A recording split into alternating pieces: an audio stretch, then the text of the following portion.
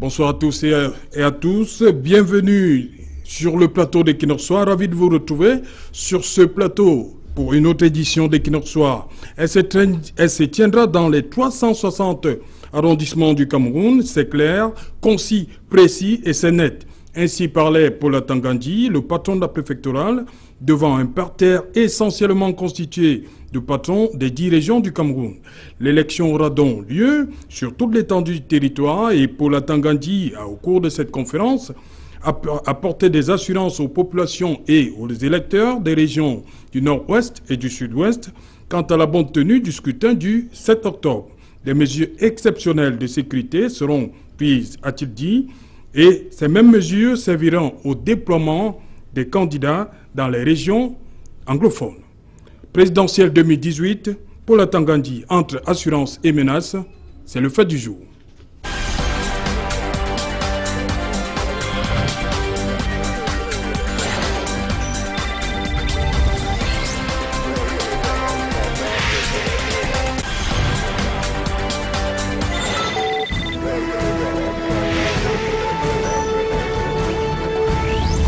Présidentielle 2018, Paula Tangandji, entre assurance et menace. Pour en parler, je suis avec Eric Pépin Bikaï. Bonsoir. Bonsoir, c'est Jalin. Voilà, vous êtes enseignant, doctorant en géographie. C'est exact. Et aussi militant du Parti Univers et du mouvement 11 millions de citoyens de M. Kabila-Libi. Voilà, je rappelle que la campagne n'a pas commencé. Effectivement. Sur ce plateau également, Célestin Djamène, bonsoir. Bonsoir Serge Alain, bonsoir à tous vos téléspectateurs et merci de m'avoir invité. Voilà, vous êtes un homme politique très connu. La dernière actualité, c'est le passage au mouvement pour la renaissance du Cameroun. Ça va bientôt faire effectivement un mois, donc je me suis mis sans à l'aise. Je crois que j'ai trouvé le bon véhicule, le bon timing, le bon tempo pour conduire avec beaucoup d'autres et avec un grand porteur de projet qu'est M. Maurice Kamto à la première alternance du Cameroun. Nous ne sommes pas encore en campagne. Je sais. Merci. Vous êtes en charge des droits de l'homme. Et de la gouvernance, tout à fait. Et de la gouvernance. Très merci. Sur ce plateau également, Thierry Yopé, un habitué. Bonsoir. Bonsoir, c'est Janet. Bonsoir également aux téléspectateurs de cette belle et grande émission. C'est un plaisir de vous retrouver une fois de plus. Voilà, vous êtes journaliste, plusieurs casquettes. Hein? Je préfère m'arrêter là. Voilà, merci. Paula Tangandji a dit que l'élection va se tenir dans les 360 communes. Un pari difficile à gagner, Thierry Yopé? Non, au regard de ce qui se passe. En réalité, on a toujours dit, l'élection présidentielle devrait concerner les 360 communes parce que le territoire national devait être la circonscription électorale. C'est-à-dire, c'est une élection... Je crois que c'est très différent. Lui, vous savez, il est dans le renseignement depuis très longtemps. Et les autres, ce sont, par exemple, son prédécesseur était un diplomate, oui. Donc c'était pas la même chose. Oui. Donc c'est quelqu'un qui a un cœur dans un cœur rond, alors que lui c'est un baroudeur qui va au front et qui n'a pas peur d'affronter les gens. Donc c'est ce qu'il a fait. Et il l'a montré, et il a demandé au gouverneur d'aller au front pour pouvoir travailler. Et il a mis à la disposition, en demandant à tous les candidats, quels qu'ils soient, oui. de pouvoir expliquer là où ils vont pour qu'ils soient protégés par nos forces armées. Je pense que c'est une bonne décision qu'il a prise. Imaginez que maintenant on puisse déplacer les bureaux de vote pour les mettre je ne sais où. Est-ce que on sait où les gens sont cachés? Je crois que ça pose un problème. Donc il valait mieux, comme il y a des élections, qu'on arrive à cette solution-là. Il n'y a pas, j'allais dire que c'est la meilleure des solutions actuellement. C'est pas ce qu'on aurait souhaité. En l'occurrence, je crois que on vient d'expliquer sur ce plateau ce que les sécessionnistes, les terroristes et les bandes armées ont fait et qu'il est très difficile de ne pas faire autrement. Célestin Djamène, pour vous, ce pari sera tenu? Élection sur les 360 arrondissements? Oui, d'abord, il faudrait rappeler qu'il ne faut pas laisser entendre sur ce plateau que nous sommes en démocratie. Le Cameroun n'est pas une démocratie, nous sommes en dictature. Dictature, ça veut dire que quand un pouvoir concentre les trois principaux pouvoirs, l'exécutif, le judiciaire et le législatif, nous sommes en dictature. Donc on ne fasse pas croire à des bobards. Maintenant, je crois que M. Tangandji, il est dans l'esbrouf. Je crois qu'il a l'habitude d'enfoncer les portes ouvertes. Il est vrai que dans les deux parties, les deux régions du Cameroun d'expression anglaise, ça sera très compliqué.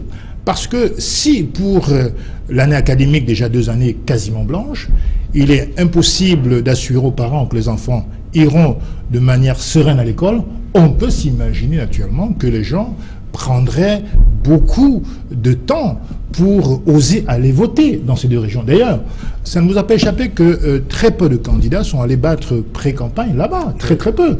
Donc ça signifie quand même quelque chose. Ça veut dire que nous sommes en zone de tension, on est en zone de conflit. Mais le ministre Atangandji, dans son discours, a dit qu'il faudrait déjà que chaque candidat mette à la disposition des sous-préfets, des préfets, gouverneurs, son plan de déploiement dans ces zones, pour qu'ils soient accompagnés, protégés. La sécurité, c'est une notion, une mission régalienne de l'État. Oui, l'État doit assurer la sécurité de tous les citoyens, et plus encore pour les candidats. Est-ce que c'est un moment qu'il le rappelle, le ministre? Il le rappelle parce qu'il fait son show.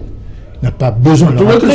C'est un show, c'est un spectacle. On sait très bien que dans les 2 régions, la semaine dernière, les partis politiques qui participer à cette rencontre avec le conseil électoral, on posait justement ce problème, la sécurité. On pose la question parce que nous avons... Et là, pour le Tangandji, le rapport toute l'assurance nécessaire. Nous avons 2 zones de guerre au Cameroun, nous avons l'extrême nord. Oui. Même s'il y a un relâchement du côté de l'extrême nord avec Boko Haram, où l'armée a eu un franc succès, ça je salue l'armée du Cameroun au passage. En revanche, dans les 2 autres régions, nous avons une guerre parallèle. On a des séparatistes qui ont juré de tous les noms de faire la peau, de mettre le Cameroun dans une grande torpeur. Donc, dans ce cas-là, il est normal d'en débattre. Mais pour le reste du territoire, jusqu'à présent, il y a quand même une relative sécurité. Bon, maintenant, le problème, c'est peut-être au niveau des déplacés internes et externes d'ailleurs. Que font les autorités par rapport à nos compatriotes à Cross River, à la frontière nigéro-camerounaise? Qu'est-ce qu'ils ont fait?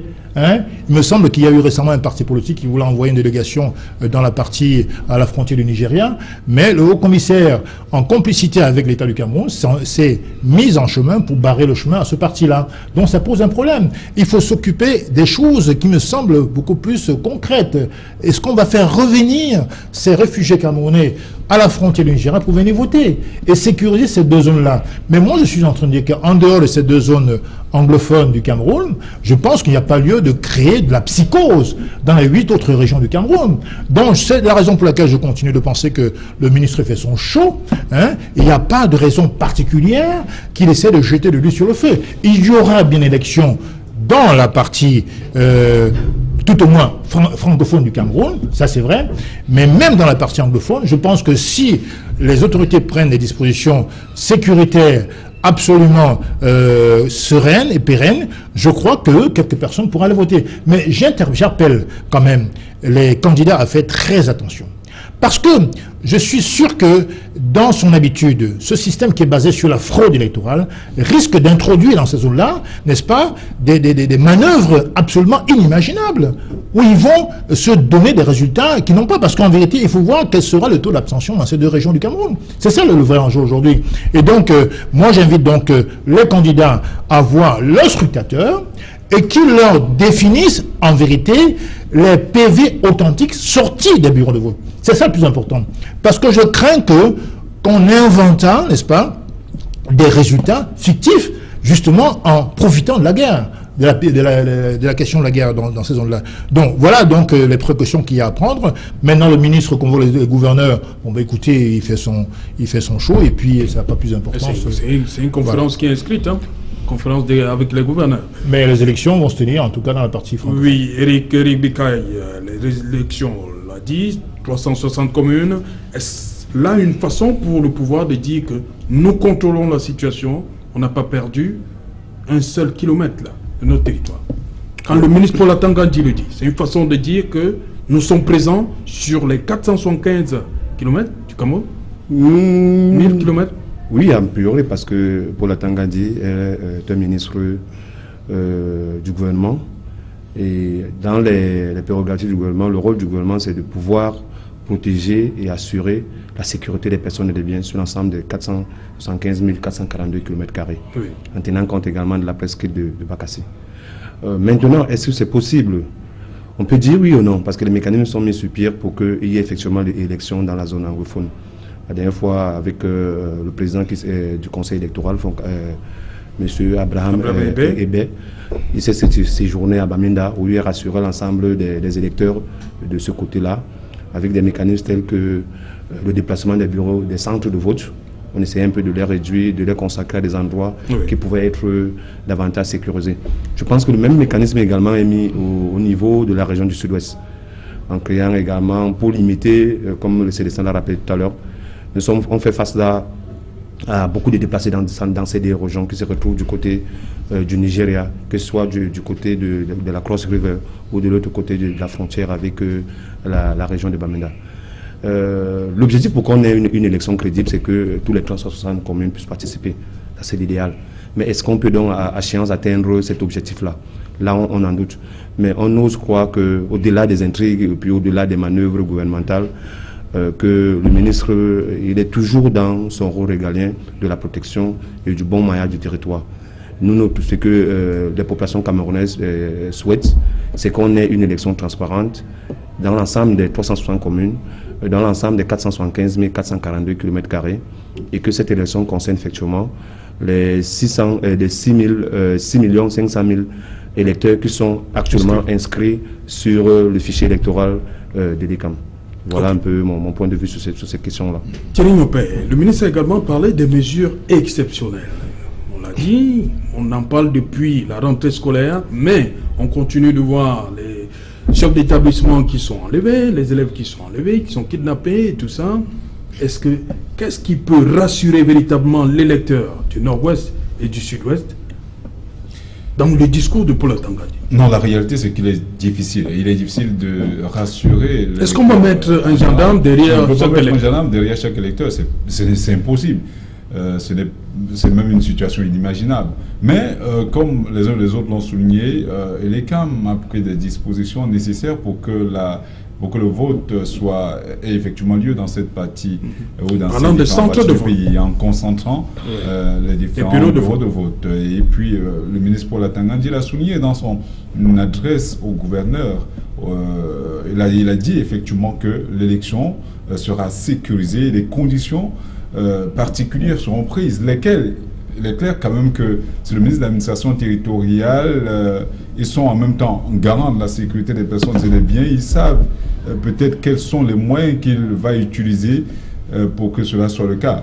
Maître Pincé l'a souligné tout à l'heure, cela fait quand même 10 ans que le ministre Paul Atangadi gère le secrétariat permanent du Conseil de sécurité de ce pays. Donc il est suffisamment ancré dans le domaine du renseignement. Il sait, c'est pour cette raison que tout à l'heure que je parlais du fanatique de la République, parce qu'il est l'un des rares à avoir eu le courage de descendre à Bamenda pour célébrer le 35e anniversaire du Rassemblement démocratique du peuple camerounais, alors que les ministres de ce terroir avaient peur d'affronter le terrain au regard de tout ce qui s'y passait. Mais il y allait, il a battu campagne, il est rentré sans que son cortège ne soit quelque peu inquiété. On le dit même, hein, on le soupçonne d'être très proche des chefs traditionnels et de quelques personnalités de la République. On ne citerait pas Achidi Achou, qui a une voix assez prépondérante de ce côté. Donc, ils sont beaucoup de personnes.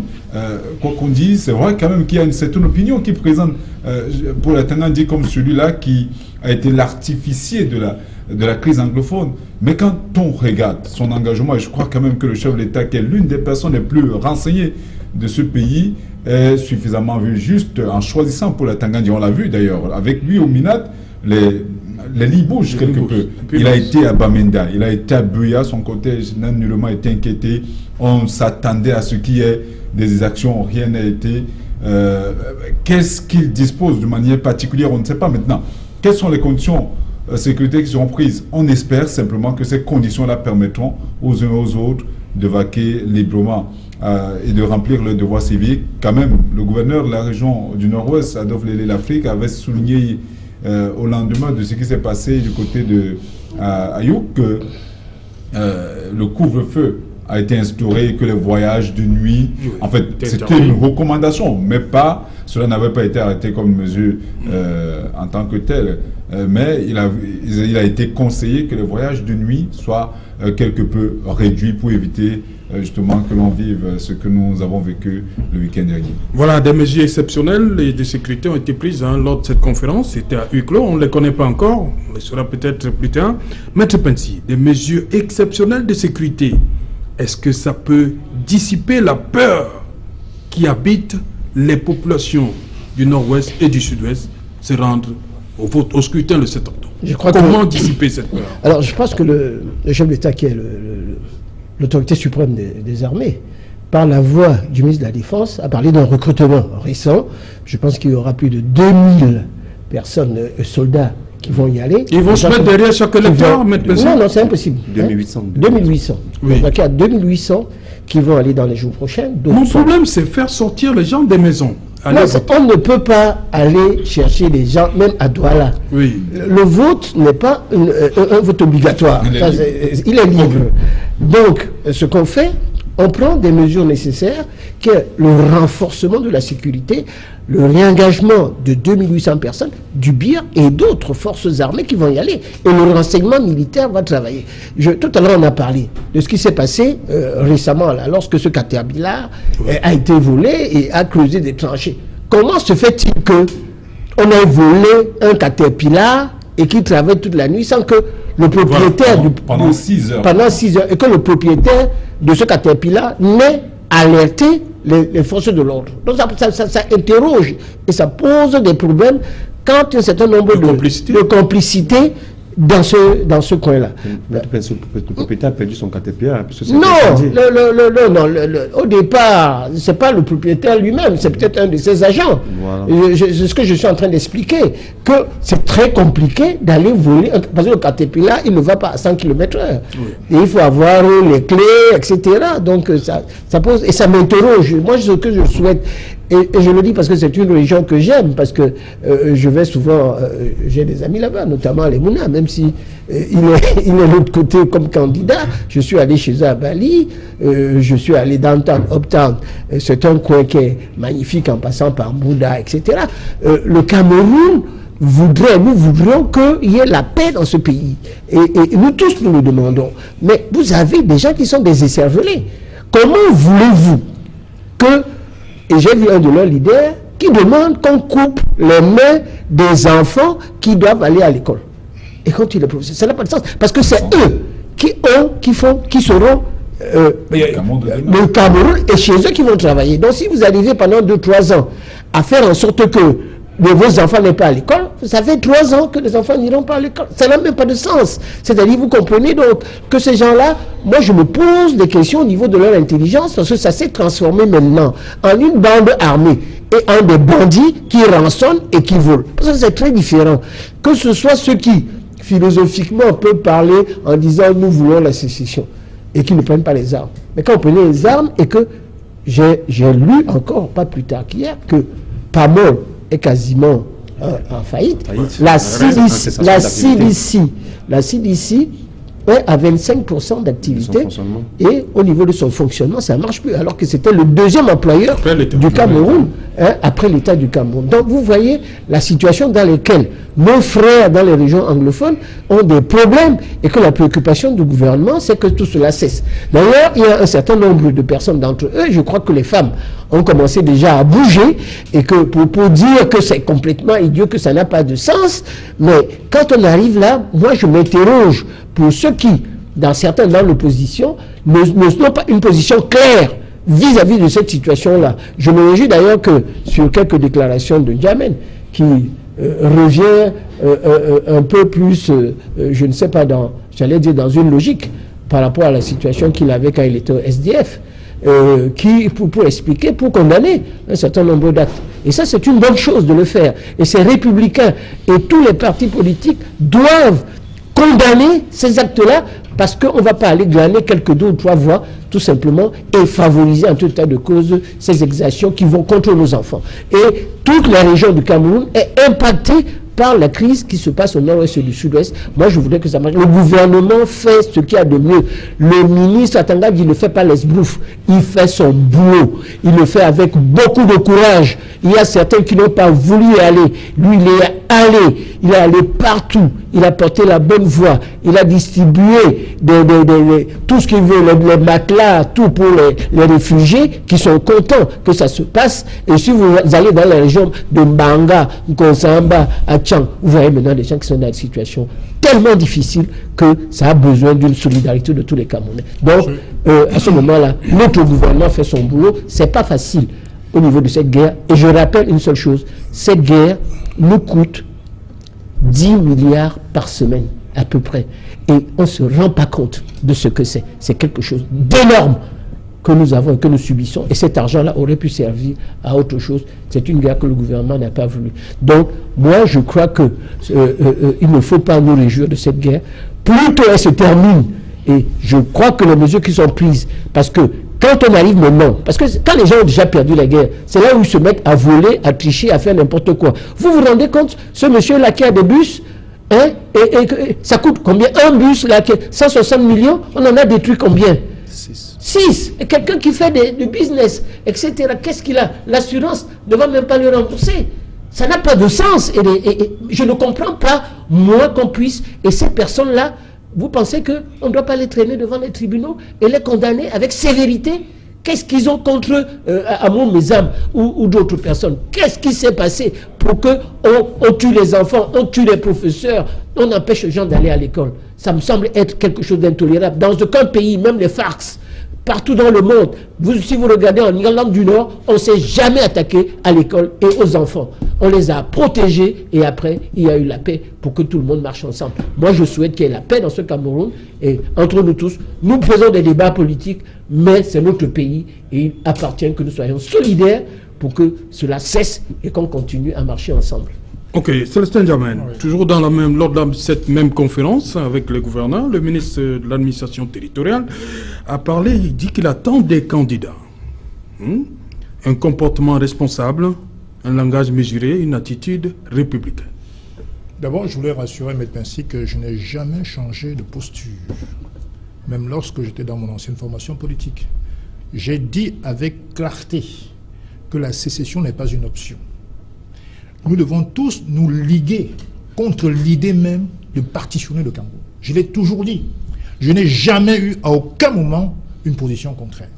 Donc je voulais le dire avec fermeté. Okay, on vous a compris. Voilà. Maintenant, je pense aussi que quand Serge Anlorotou parlait des gens qui vont sortir pour aller voter, oui. Il parlait je crois, problème d'insécurité. Oui. Pas une question de liberté. Non, la sécurité peut être oui, parce là. Que le problème, c'est que quand on s'abstient d'aller voter dans les conditions de paix, c'est parce qu'on s'abstient d'aller voter pour des raisons politiciennes. Oui.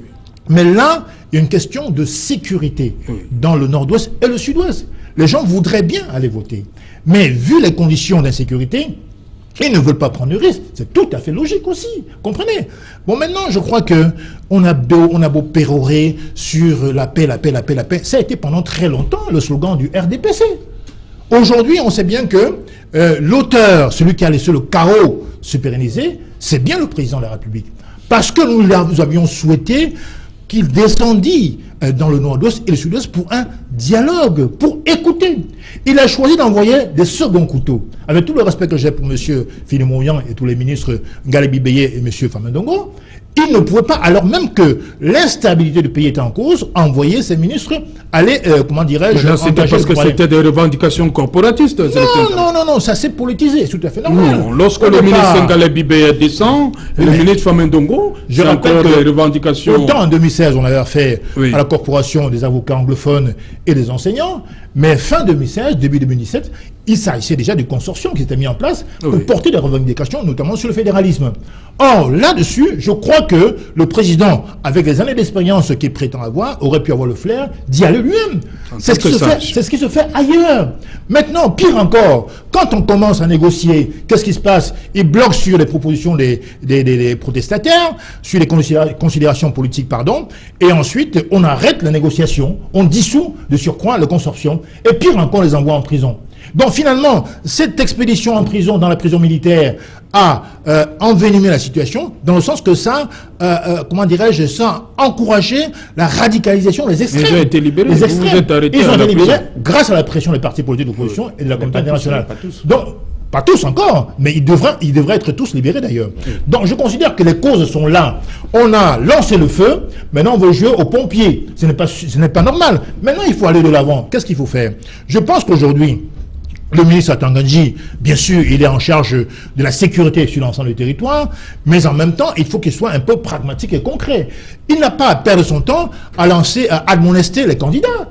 Aucun candidat, à ma connaissance, n'a de velléité, je veux dire, séparatiste ou va-t-en-guerre. Je n'en connais aucun. Il ne faut peut-être que rappeler un des éléments du code de bonne conduite. Du code de bonne conduite. Il n'y a pas matière, puisque les candidats sont tous à l'unanimité. Vous n'avez pas besoin du code de bonne conduite, il faut qu'il fasse son travail. Bien sûr, ça va de soi. Voilà. Mais il faut qu'il s'occupe à autre chose, beaucoup plus préoccupant pour le Cameroun, c'est-à-dire la sécurité. La paix, ce n'est pas un slogan qu'on doit comme ça jeter tout le temps, sans mettre en place des actes qui vont avec.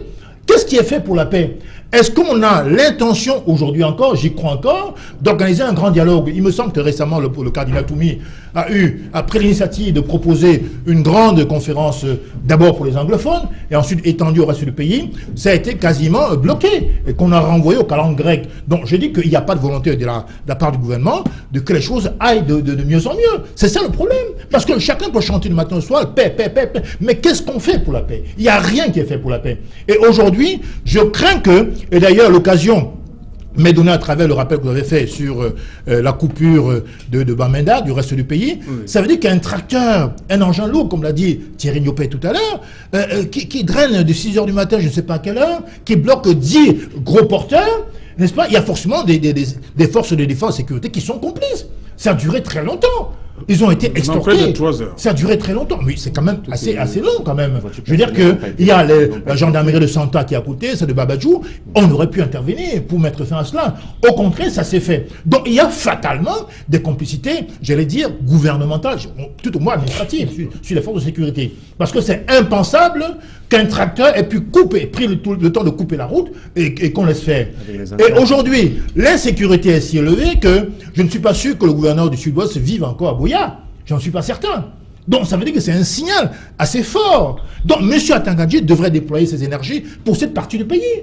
Dans le sud du Cameroun, enfin dans la partie occidentale du Cameroun, il y a moins de crainte. Il ne faut pas qu'il généralise et qu'il rajoute la psychose à la psychose. Il y a un travail à faire, je le dis et je le redis ici.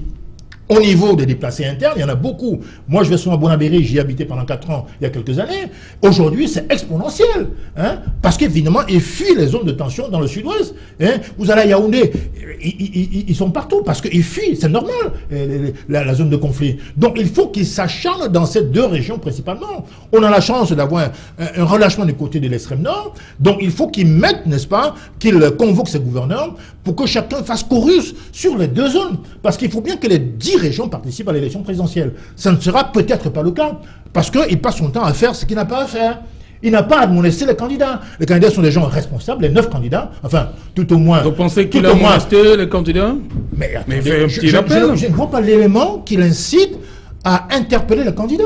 Ils n'ont pas donné des signes des gens désordonnés ou déséquilibrés ou irresponsables. Jusqu'à présent, ils se sont tenus correctement. Donc, ce n'est pas ça aujourd'hui. L'enjeu, c'est les 2 régions. C'est ça qu'il faut faire aujourd'hui, c'est rien d'autre, tout simplement. Et le ministre Paul Atangandji rappelle que les candidats ont des droits et ils ont aussi des devoirs. Mais pourquoi vous agrippez aux devoirs? Non, mais attendez, est-ce que les candidats ont failli à leurs devoirs? Dites-moi un peu. C'est juste un rappel. Non, le rappel, attendez, il y a le dit et le non-dit. Oui. On ne peut pas s'amuser à faire un rappel s'il n'y a pas un non-dit derrière. Oui. Alors, s'il y avait le comportement un peu plus ou moins clivant de la part des candidats, ça, je l'aurais compris. Mais aujourd'hui, moi, j'ai regardé comment se déploient les 8 candidats sur le terrain, parce que l'autre ne fait pas campagne. Bon, on n'est pas habitué. Bon, il n'y a pas de comportement déviant de leur part. Donc, je crois que le ministre devrait davantage trouver, créer des solutions pour essayer de contenir. Mais il parle de contenir les débordements, neutraliser les fauteurs de troubles. Oui, mais dans la partie anglophone du Cameroun, c'est ça le problème aujourd'hui. C'est ça la tension. La zone de tension, c'est là-bas. Ce n'est pas à Yaoundé, ce n'est pas à Douala, ce n'est pas à Kribi. C'est bien dans le nord-ouest et le sud-ouest. C'est là l'enjeu principal pour la sécurité. Non, je continue à croire quand même que l'enjeu sécurité concerne l'étendue du territoire national. Oui. Parce que ce n'est pas parce qu'on est à Beuya qu'on ne peut pas facilement se retrouver à Douala. Faites un tour. Douala-Beuya, c'est moins de 45 km si vous êtes avec votre véhicule. Donc il est possible que tous les déplacés ou se retrouvent facilement dans la ville de Douala. Il est possible pour un sécessionniste de quitter Buea, de quitter Limbe pour se retrouver facilement à Douala. Donc, il est question également d'amener le gouverneur de la région du littoral à s'impliquer davantage, justement, dans cette opération-là. Et surtout, Célestin l'a souligné tout à l'heure, Monsieur Atangandi ne travaille pas seulement pour ce qui est des autres régions, il travaille, à mon sens, on l'a vu, et il a été à Bamenda, il était à Buea, on l'a vu, vraiment, il était même à il a touché du doigt la réalité que vivent ces populations-là. Je continue à croire quand même qu'il y a des efforts qui ont été faits jusqu'ici. On devrait davantage amener quand même les uns et les autres à comprendre que nous avons tous intérêt à ce que les choses marchent. Parce que, qu'on le veuille ou pas, ceux qui n'iront pas à cette élection présidentielle, sur les 6 500 000 environ inscrits sur les listes électorales, ceux qui n'iront pas au vote feront nécessairement les affaires de celui qui a pour l'instant la majorité des suffrages. Parce que quand on interroge les élections de 2011, on se rend compte quand même que le candidat du RDPC s'était retrouvé avec 3 777 000 voix. Alors que le deuxième immédiat venait avec 510 000 voix. Donc quand on regarde, le gap, il est quand même assez élevé. 3 200 000 voix, c'est énorme. Est-ce que les autres partis politiques gagneraient à décourager les populations à aller à cette élection? Je ne pense pas. Elles devraient davantage travailler pour que les 2 500 000 abstentions ou personnes qui sont abstenues lors de la dernière élection votent plutôt pour les formations politiques de l'opposition, et peut-être à partir de là, les choses pourraient vaciller. Maintenant qu'on ne va pas, ou maintenant que la psychose est née dans ces parties du pays, notamment le sud-ouest et le nord-ouest, l'extrême nord, ou la partie septentrionale du Cameroun commence déjà à trouver du poil de la bête. Maintenant, est-ce que dans les deux autres parties du pays, est-ce que les uns et les autres sortiront véritablement? C'est à ce niveau justement que nous devrons davantage travailler pour encourager, pourquoi pas, le gouvernement et les autres, parce que l'élection concerne tout le monde. Nous sommes tous appelés à aller à cette élection si on veut que le chef de l'État actuel, le président sortant, s'y maintienne, ou si on veut qu'il parte. À chacun de le faire selon sa sensibilité. Mais le plus important, c'est que sur les 6,5 millions, au moins que les 80% aillent à cette élection-là, si on exclut peut-être les 20% comme étant les cas d'abstention ou des déplacés qui n'auront pas pu aller à cette élection à cause des conditions sécuritaires. Ok. Éric Bikaï, est-ce que le ministre n'est pas dans son rôle lorsqu'il met les garde-fous pour les partis politiques? Bon, il faut dire que stratégiquement, le ministre, lui, est dans son rôle. Il a été déchargé d'une prérogative qui était un peu lourde dans l'ancien ministère. Il ne faut pas oublier que l'ancien ministère, on avait un ministère d'administration territoriale et de la décentralisation. Aujourd'hui, le nouveau ministère qu'il a hérité lors du remaniement ministériel de mars 2018 lui permet de se déployer. Thierry l'a dit tout à l'heure, le ministre est au four au moulin. Il est pratiquement sur l'ensemble du territoire. Il essaie un peu de s'enquérir des données sécuritaires. Mais prioritairement, pour revenir un peu à la crise des deux autres régions qui sont querellées depuis...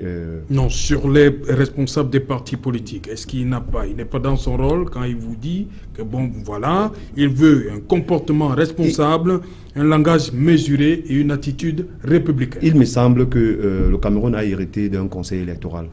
Et jusqu'à présent, ce conseil électoral fait les pieds et les mains pour qu'il puisse être un acteur majeur dans le processus électoral.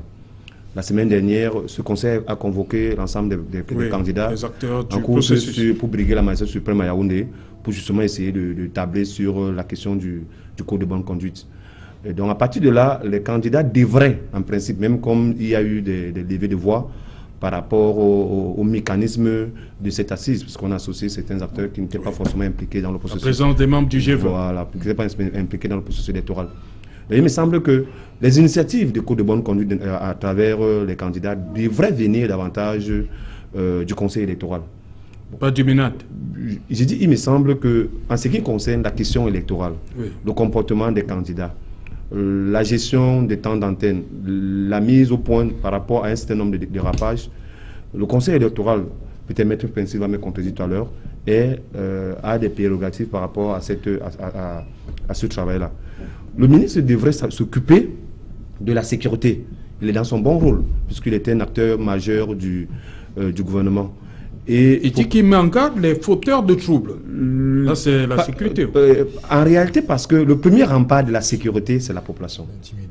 Donc, cette attitude de remise en question de la sécurité au sein d'une nation, de manière permanente et régulière, peut créer des frustrations. Ça frise un peu de l'intimidation, parce que la population, elle est consciente du bien fondé de pouvoir être en sécurité dans un environnement propice. Puis ce n'est que dans la sécurité qu'on peut être capable de produire. Donc en réalité, le ministre ne devrait pas rappeler à tout moment à la population des mécanismes de sécurité, parce que la population a ces mécanismes-là en elle. Bon, à moins que ce message qui est de temps en temps distillé par le ministre ne s'adresse pas forcément à des zones sécures, comme les zones de la partie méridionale, comme le rappelait Célestin tout à l'heure. Parce qu'il faut qu'on essaie un peu d'interpréter le langage du ministre. Est-ce qu'il s'adresse à la partie qui est sécurisée, la partie méridionale, ou alors il s'adresse prioritairement à la partie qui est en conflit ces jours-ci? Mais je pense davantage que, je ne répondrai pas à la deuxième affirmative, que le discours du ministre est davantage orienté vers la partie, qui relève, c'est-à-dire la zone du nord-ouest et du sud-ouest. Mais davantage, il faudrait qu'on revienne pour essayer de construire la paix. Parce que la paix ne se décrète pas sur la base des mots. C'est un construit. C'est l'aboutissement d'un vivre ensemble. Il faudrait que tous les acteurs, que ce soit de l'opposition ou du parti au pouvoir, essayent un peu de s'y mettre. Il ne faut pas essayer d'intimider régulièrement et de manière progressive un certain nombre d'acteurs. Parce que tout le monde est conscient que seule la paix peut être garante d'une certaine légitimité, même en termes d'organisation des élections. Parce qu'aucun président au monde ne peut être élu de manière avec des éclats de voix. Vous savez ce qui s'est passé en 2002 avec l'élection de Gbagbo. On a dit qu'il a été mal élu parce que le pourcentage, le taux d'abstention était très élevé, puis ça donnait ce que ça donnait jusqu'en fin de 2011. Ok.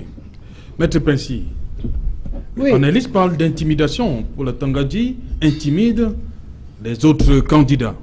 Non, Je sais que le président Biya n'est pas dedans. Non, venant de N'Djamena, ça ne m'étonne pas. Il a toujours, je ne sais pas, il regarde toujours tout avec un prisme déformant. Je ne l'ai jamais vu être dans la bonne... Excusez-moi, vous avez parlé tout à l'heure, je ne vous ai pas coupé. Pas déformé, Hein? Alors, il commence à dire que si la situation actuelle, c'est que le président de la République n'a rien fait. N'a rien fait. Quelles sont les personnes qu'il a envoyées? Au niveau... On a commencé. Excusez-moi, vous ne pouvez, vous n'êtes pas un démocrate. Vous n'êtes pas un démocrate. Vous n'êtes pas un démocrate. C'est pour ça que vous ne serez pas là. Le Premier ministre n'est pas un second couteau. Le Premier ministre n'est pas un second couteau. Il est parti là-bas. Le problème qui concernait les avocats, le ministre de la Justice l'a réglé. J'étais présent à la réunion qui s'est passée le 16 novembre. Au ministère, c'était traduit en anglais, etc. Je ne vais pas revenir sur ce débat. Après, ça a été repris par les enseignants. Le ministre Ngale Bibé est allé sur place. Après, le Premier ministre est allé là-bas. Après, on a cherché les Dangote, des personnalités, un certain nombre de parties. Même Garga Aman a dit... Même Garga Aman a dit... a été obligé d'agir faire une mission dans cette zone. Et en y allant dans une mission. Donc, tout a été fait. Je crois que sur ce point-là, le gouvernement a fait beaucoup d'efforts. Seulement, on est parti de surenchère en surenchère avec un agenda caché. Et je crois que vous avez dit quelque chose tout à l'heure qui montre qu'effectivement, vous n'êtes pas dans un parti de gouvernement.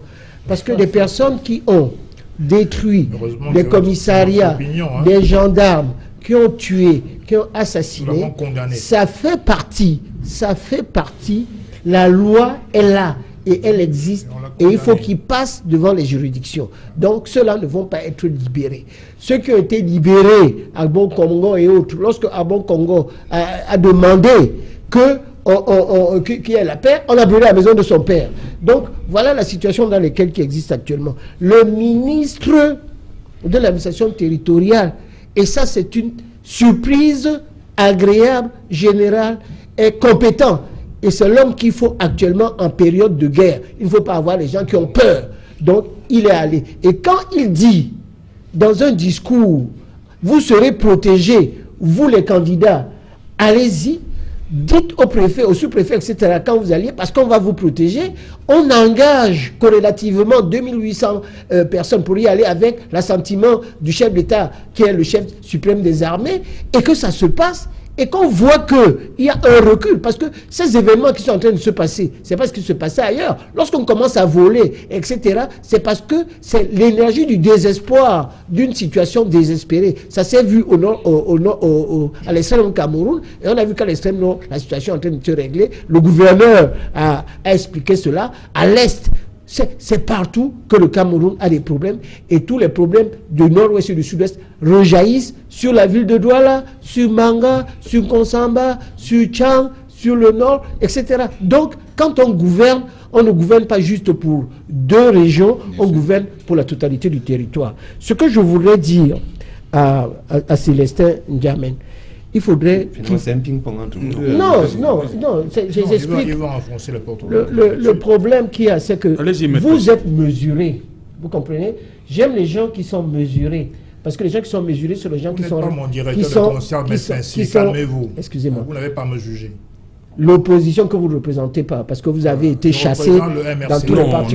Donc ne commencez pas. Merci, ne soyez pas ridicule, parce que moi je voulais être plus que vous. Bon, voilà. Ok. Donc calmez-vous. Il faut payer vos cotisations que vous n'avez pas payées. Toujours payer mes cotisations. D'accord, ok. Vous avez relevé les cochonneries qui un avocat, c'est ridicule. Non, laissez. Je vous en prie. Je vous en prie. Si vous êtes digne d'être un avocat, je vous en prie, je vous la cochonnerie sur Internet. C'est pas une cochonnerie. Vous venez me faire valoir. Je vous retire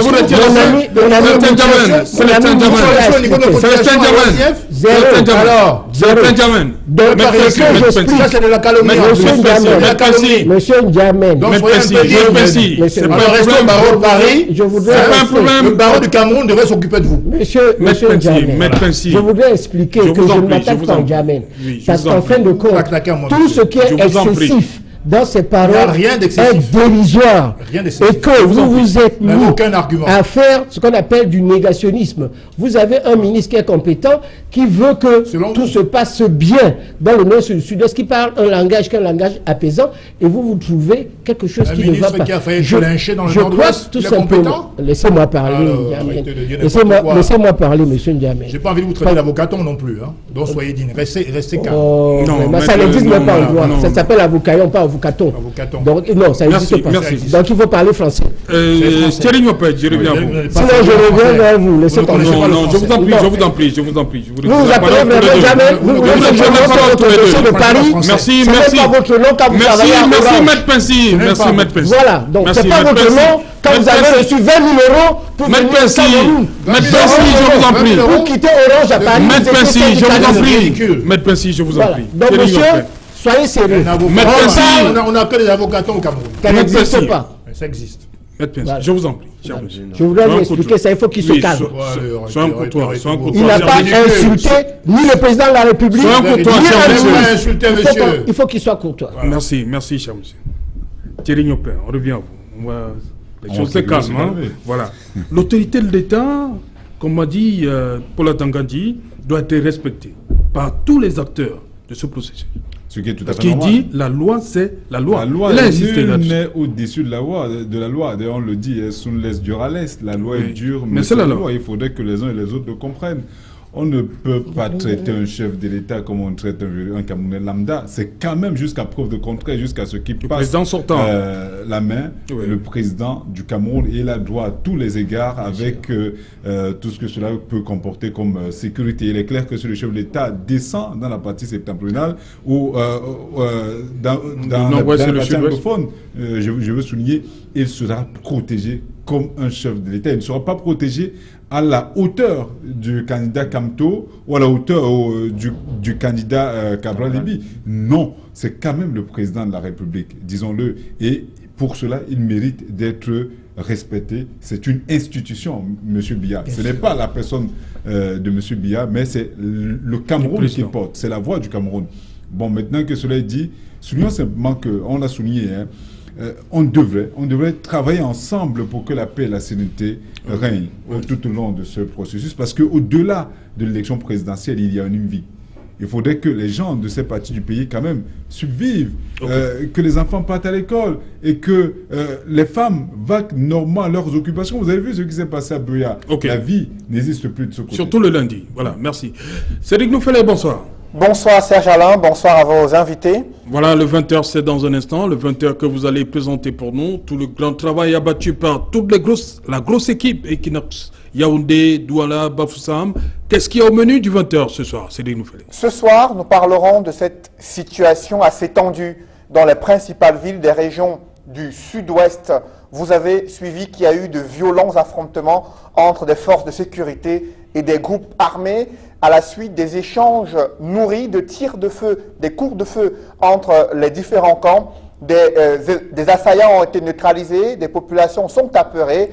Il y a une guerre de stratégie entre le gouvernement et les groupes armés. Explication à suivre dans le journal de 20h. Nous parlerons de l'élection présidentielle avec la francophonie qui s'inquiète des manœuvres du gouvernement visant à réduire le nombre d'observateurs indépendants qui souhaitent s'intéresser à l'élection présidentielle.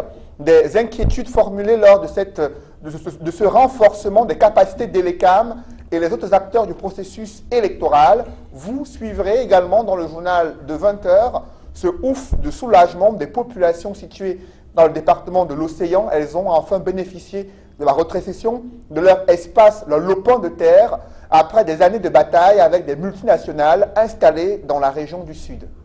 Voilà, madame, monsieur, le développement de tous ces titres, c'est dans le 20h que va présenter Cédric Noufelet. Quant à moi, madame, monsieur, je vous retrouve après, toujours en compagnie des experts pour le débrief.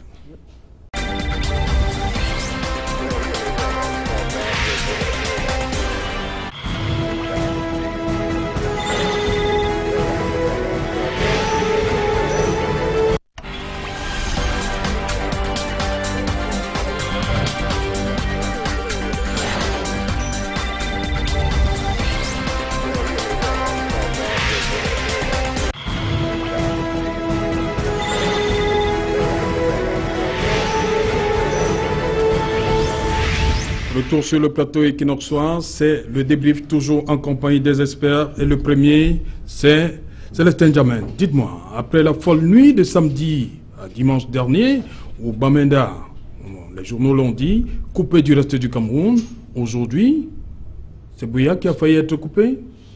Oui, parce que, vous savez, la particularité des groupuscules armés, plus ou moins terroristes, c'est d'évoluer par instant sporadique. Donc, je pense qu'il y a un devoir d'anticipation de la part des forces de sécurité et de défense. C'est le plus important. Parce qu'ils vont faire semblant de dormir un peu pour après procéder par surprise. C'est ça le problème. J'ose espérer que notre armée a suffisamment de coups des franches, de tactique et de technique pour parer à ce genre de percée sporadique. Parce que c'est ça le problème. Pendant quelques temps, on a vu que ça a été la zone de Manfé qui était régulièrement, de manière récurrente, attaquée. Aujourd'hui, ils ont changé de fusil d'épaule, c'est une autre ville. Buea, par exemple. C'est la raison pour laquelle on a vu le chef-lieu de la région du sud-ouest. Donc c'est pour ça que je vous ai dit qu'au cours de cette émission, que je ne suis pas sûr que le gouverneur y réside encore.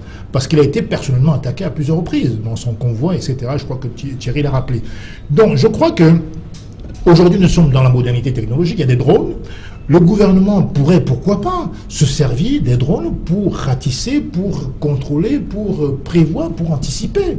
Il faut s'en servir aussi. Nous sommes en période de guerre dans cette partie du pays. Il ne faut pas faire la fine bouche. Nous sommes en guerre. Donc je pense que l'armée, c'est notre armée nationale. Personne ne peut faire pour cracher sur l'armée du Cameroun. Nous soutenons complètement l'armée du Cameroun. Donc il faut qu'elle use des moyens les plus efficaces sur le plan de la technologie pour contrôler ces troupes qui sont par nature mouvantes et qui ne peuvent agir que par instance, que par interruption.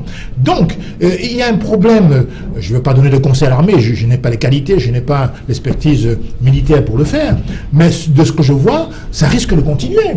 Ils veulent créer la psychose jusqu'aux élections. Et c'est pour ça qu'on a été presque, sauf peut-être à l'exception d'un seul sur ce plateau, on a pensé qu'il y avait des risques de non-élection dans les deux régions anglophones. Parce qu'effectivement, ils savent qu'il y a une période qui est très attendue. Dans moins d'un mois, il y aura l'élection majeure du Cameroun. Donc, l'armée a un rôle primordial de rassurer les populations. Et notamment là, c'est le cas d'espèce dans la partie sud-ouest et nord-ouest, je ne suis pas sûr que l'armée ait fait ce que nous attendions déjà. D'où ma crainte de voir qu'il y a peut-être un boulevard pour les autorités politiques de ce pays, comme d'habitude, de créer une certaine fraude massive dans cette région-là. Parce que j'interpelle tous les candidats d'être particulièrement vigilants sur la mise en place de leurs scrutateurs. C'est à eux de nous dire combien les bureaux de vote ont recueilli comme électeurs et de nous envoyer des procès-verbaux de bureaux de vote. Aujourd'hui, je pense que tout Camerounais lucide ne peut que constater que dans cette partie du Cameroun, ces troupes vont continuer de sévir, vous comprenez. Et j'ose espérer que les populations elles-mêmes seront assez vigilantes pour essayer de coopérer, pourquoi pas, avec l'armée du Cameroun. Pépin Bikaï, il faut anticiper, comme dit Célestin Diamène. Ça va continuer comme ça? Il faut anticiper. Des surprises? Il faut surprendre les populations? Il faut anticiper, je dirais, pas oui ou non.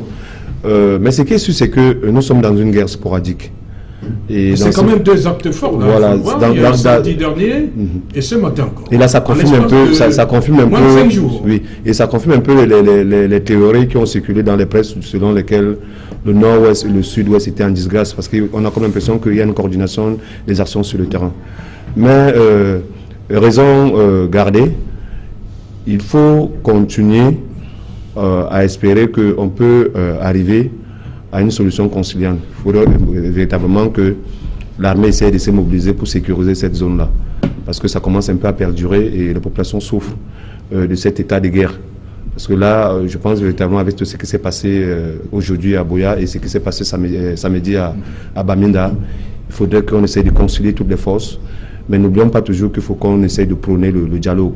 Okay. Parce que dans les cas d'espèce, il faut effectivement qu'on dégage un médiateur de la République pour que les uns et les autres essayent de revenir à leurs meilleurs sentiments. Parce que en réalité, comme disait Emmanuel Pessi tout à l'heure, c'est toute la partie littorale qui souffre de cet état de guerre.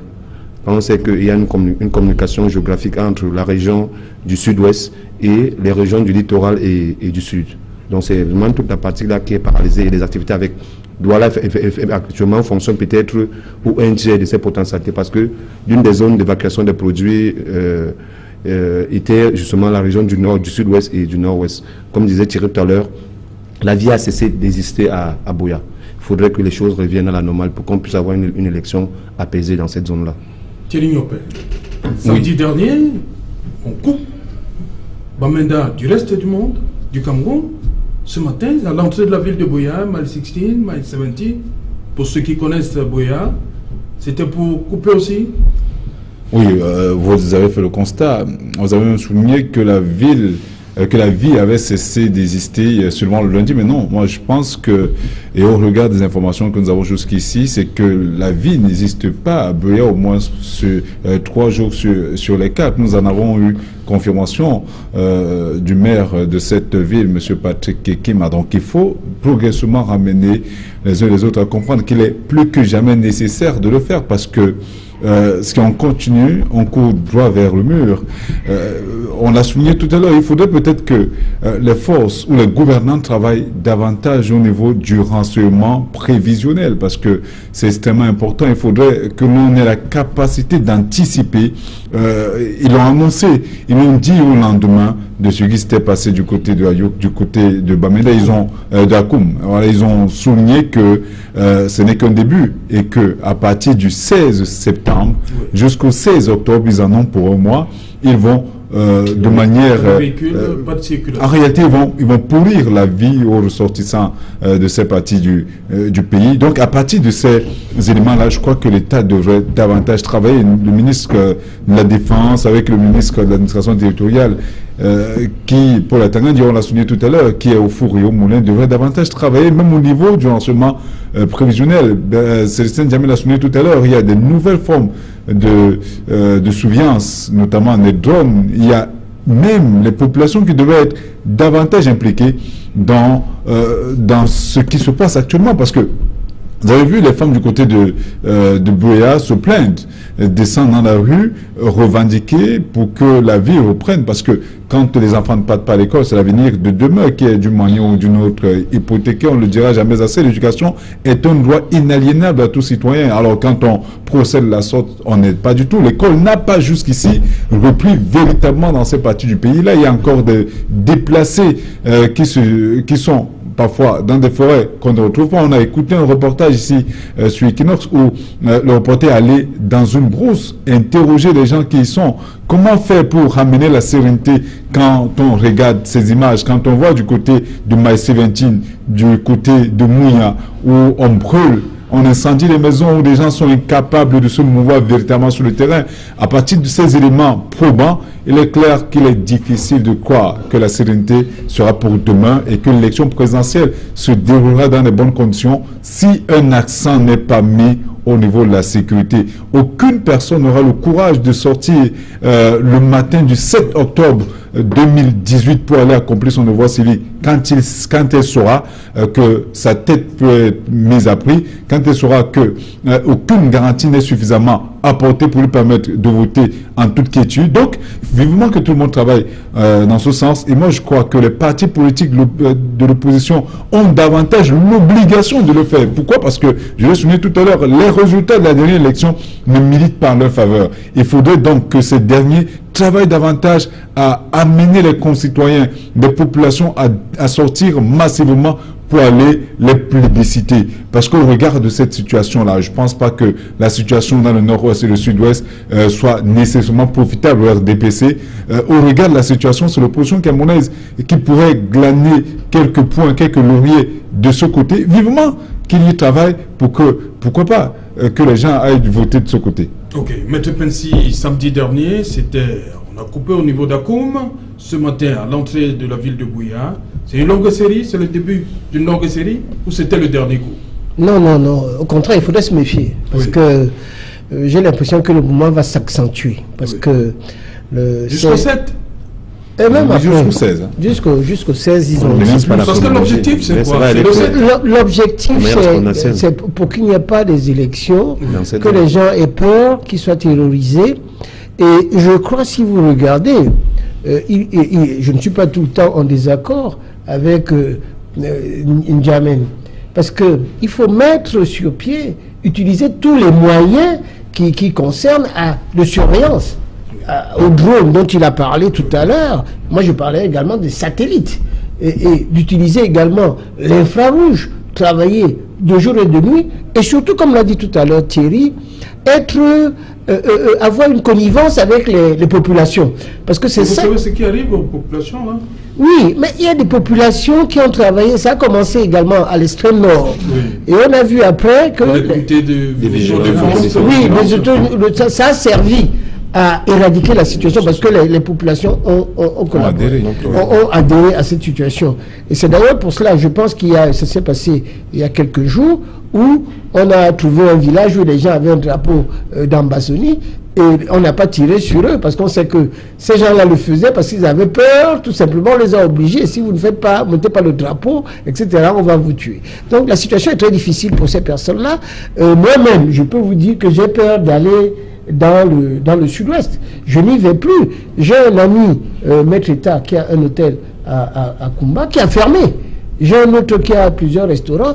Personne n'arrive plus à vivre. Nous sommes dans une situation où toute cette zone, les sociétés sont en faillite et que quand vous voyez la CBC, PAMOL, qui sont les grands employeurs qui ne fonctionnent plus, on se demande ce qui se passe. Donc, ces gens-là sont arrivés dans une situation où ils vont tout brûler pendant quelques jours. C'est pour ça d'ailleurs, et je crois que non, le gouverneur est toujours là-bas, parce que moi je l'ai vu encore quelques jours. Les gens croient que le gouverneur vient dormir à Douala tous les jours et rentre là-bas. Non, il y est. Et il est courageux, parce que il a, au péril de sa vie, il a affronté pas mal de situations au Calabria. Je crois qu'il faut vraiment rendre hommage à ce gouverneur avec celui de l'Afrique qui travaille dans des conditions excessivement difficiles. Donc c'est pas facile. Ce que je voudrais dire ici, c'est que je souhaite, et il ressort de tout ce qu'il y a aujourd'hui, que nous devons être solidaires. Que ce soit le parti au pouvoir, union sacrée de tout le monde pour que les élections aient lieu. Et Thierry l'a souligné tout à l'heure à juste titre. Les gens pensent que le Nord et le Sud c'est un bastion de l'opposition. Bon, du parti au pouvoir. Non, ils pensent que c'est un bastion de l'opposition parce que c'est là ils peuvent garder quelques voix. Non, regarde la situation actuelle, il est clair qu'il sera difficile quand même pour le parti au pouvoir de glaner des voix dans cette situation-là. Je suis en train de vous expliquer que sur ce problème, compte tenu de tout à l'heure, on a fait une analyse des élections passées avec une abstention qui était une abstention de 2,5 millions au niveau de la 37%. Je ne suis pas du tout certain. Et d'ailleurs, votre parti qui voulait 11 millions d'électeurs a échoué puisqu'il y a moins d'électeurs que aux élections de 2011. Ça veut non, mais dire c'est pas nous qui gérons le fichier de l'ECAM, malheureusement aussi. On a prétendu que... Non, c'est pas grave. C'est pas une polémique. Je me base sur... Le contrôle a été très courageux de ça. Non, je me base sur les faits. Je me base juste sur le fait qu'il y a encore des Camerounais qui ont une réticence à aller voter. Et qu'on se rend compte que ça a diminué.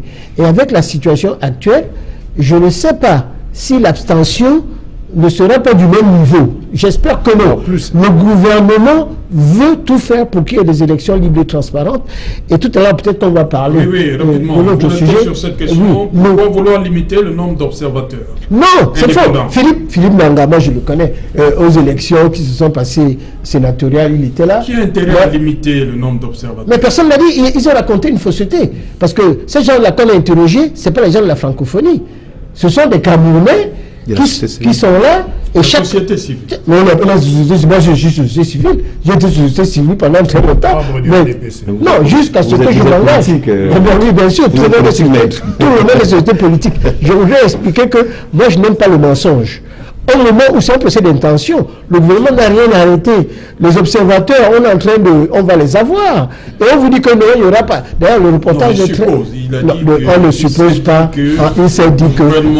Avec ça, on peut tout dire et le contraire. Je crois que nous sommes dans une situation où il ne faut pas ajouter aux difficultés qui concernent la situation, j'allais dire, sécuritaire au Cameroun, cette situation qui va encore attiser les tensions. Donc, il faut faire attention. Quand on a une société civile, la société civile également doit être une société civile responsable.